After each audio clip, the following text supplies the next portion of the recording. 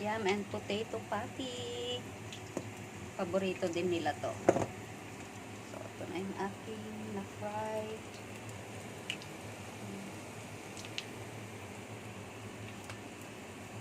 Tapos, leaves.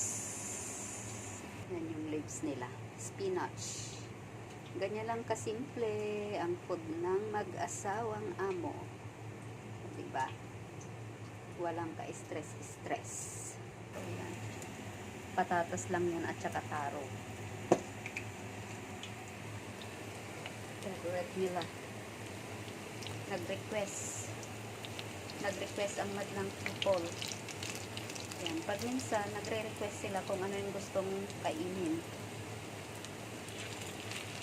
Lalo na yung pag matagal kong hindi niluto. Ayan. Tapos, steamed dumpling. Yan. So, yan yung dinner namin. Pero ako, ang ulam ko is pakbet.